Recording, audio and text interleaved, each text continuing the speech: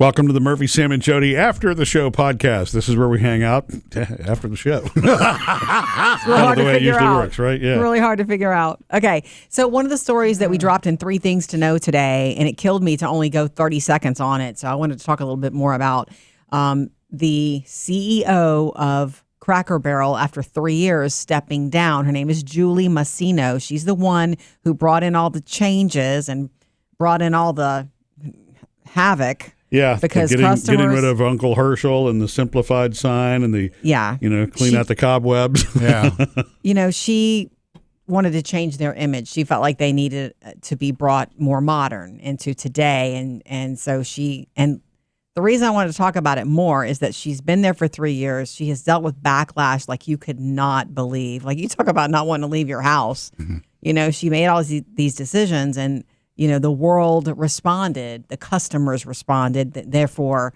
I guess Wall Street responded too. So it was kind of like, okay, whoa. We're not going to make these tweaks. We're not going to change the dining room. We're not going to change the menu. She was changing the logo, which that hurt me too a little bit. The logo, I was like, what? Well, it lost its personality.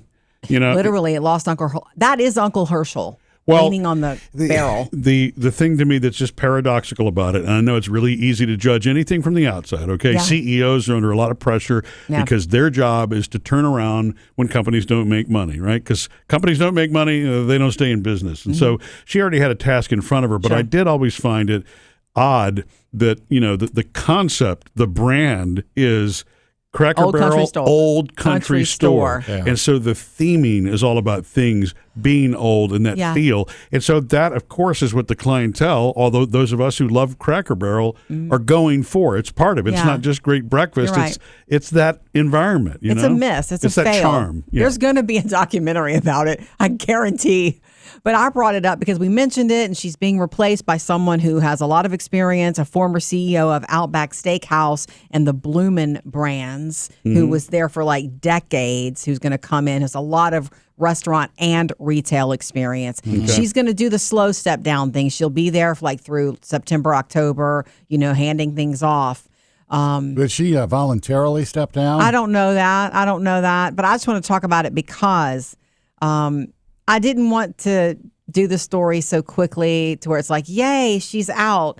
Even though I want our Uncle Herschel and I want the old stuff on the walls, that's what CEOs do. Murphy's got his take on what CEOs do, and you're right. That's what they're charged with. That's the big job. Heavy lies the crown. Yeah. But everybody, anytime you go through any sort of management change, there are changes to change it. Nobody keeps it. When leadership changes, your policies are going to change. Somebody wants to implement their ways of doing things. If a new teacher comes into a classroom, something's going to change. Right. If a new principal comes into a school, that's what you do. You bring in your ideas. Yeah. So it was a misfire. She made, you're right. The old country store is what it is. Well, and the biggest pressure for any CEO, and we're not going to make this a financial update, but Cracker Barrel is a publicly held company, and so when you've got a stock and all that kind of stuff, you've got a board that you've got to keep happy. Yeah. I mean, the CEO may be driving things, but the board makes the decisions of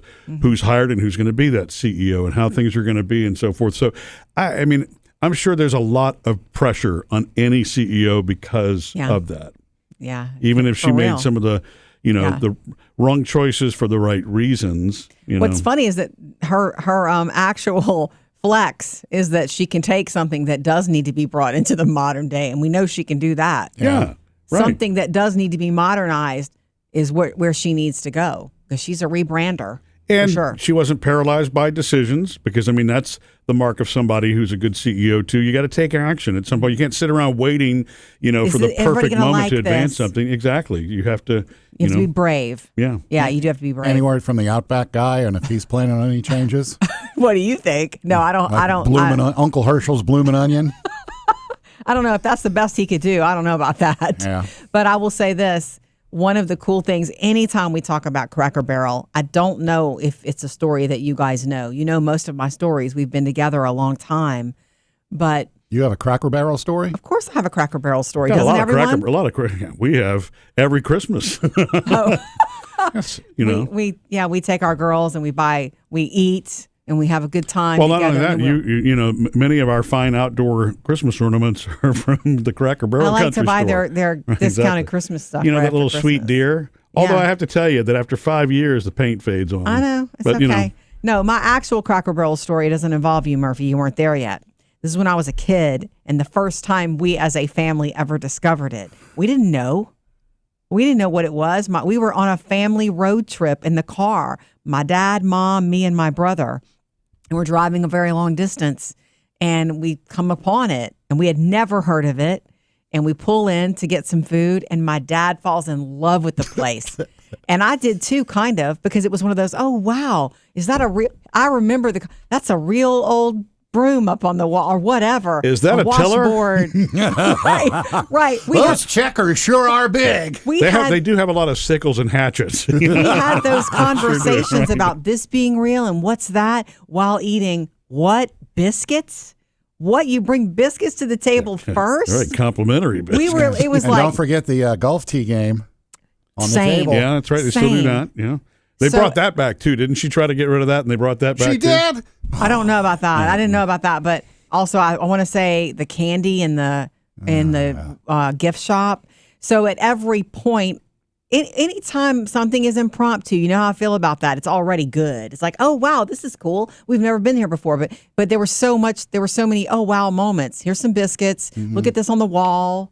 Everybody, you know, it felt so very. They bring you this special. This pancake syrup is heated. Yeah. Correct. So even though, and we didn't know it wasn't the only one.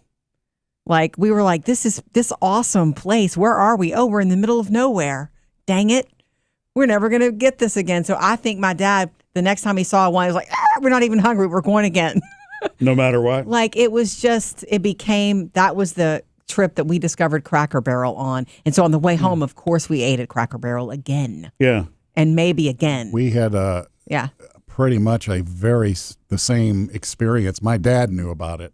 It was a family trip to the Smokies. Yeah. And my dad knew about it. It's one of those, I want to look for this place and find this place. Great. And it was the same thing. He knew about it, but brought us in, and it was just we were like, oh wow. my God. Yeah. It is a full-on experience. It is a full-on experience, and it was then. And you can never top the fact that the first time you ever experienced it, it was like, wow. And my dad really thought it was the only one.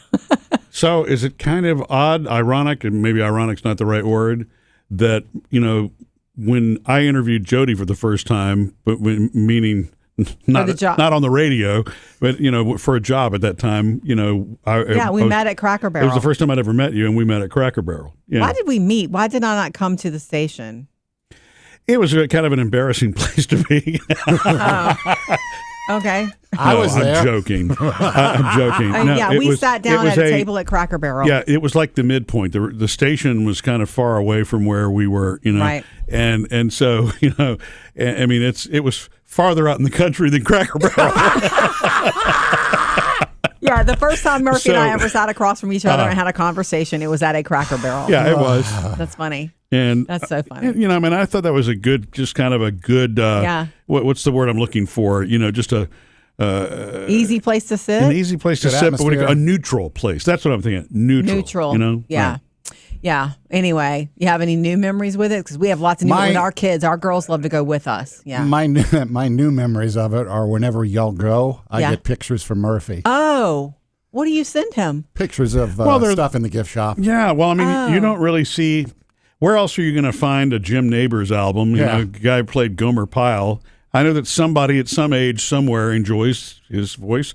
Not making fun of him. It's just that it's like you don't expect that to pop up. Right, exactly. Okay. You're not gonna find that just everywhere. Okay. Usually, I mean, you can find Dolly Parton things, but there you can actually find Dolly Parton and Porter Wagner together things. Yeah. And that doesn't happen everywhere, so right? I don't even know that you can find Porter Wagner stuff at Dollywood. You know, so I used to love to go in there to the gift shop when I had something to buy for my grandfather, for Papa, because he liked all the old candy. Honestly, that's one of my favorite parts of it, because you know that. It's like, you don't find this everywhere. Let's buy it. Yeah, you don't see mallow cups everywhere. And things like that. Yeah. I do wish their candy section was bigger. Oh, yeah. And Pawpaw, actually, we took Pawpaw there. Remember that? After Yeah. we did a full podcast with Pawpaw 3 years before he passed. Mm-hmm. He came into the studio and sat with us and told us his life story, growing up, becoming a minister, all of that. And then on the way home, he insisted to take us to Cracker Barrel, and he paid. Remember that? You took a picture of me and Pawpaw out on that's the, right. He did insist on loved it. paying. Yeah, he Yeah. did. Wait, He is would this- not have liked He was the, sitting in the rocking chairs. he you would know? not have liked the changes. You know what? No, he wouldn't have, because if you'd have taken a silhouette photo of your pawpaw, he's Uncle Herschel. I know. Oh, You know what I mean? He is kind of, so yeah, it Yeah. was his kind of place. Certainly was. I think he grew up with that kind of equipment on the walls that you see there. He used those things. and you know? Jim Neighbors albums. Yeah, Okay. right. Yeah. I just wanted to wrap this by saying, shout out to Julie Massino for her bravery in changing a brand, for a brand that needs an upgrade. She's your woman. She's just not the CEO of Cracker Barrel anymore. Yeah.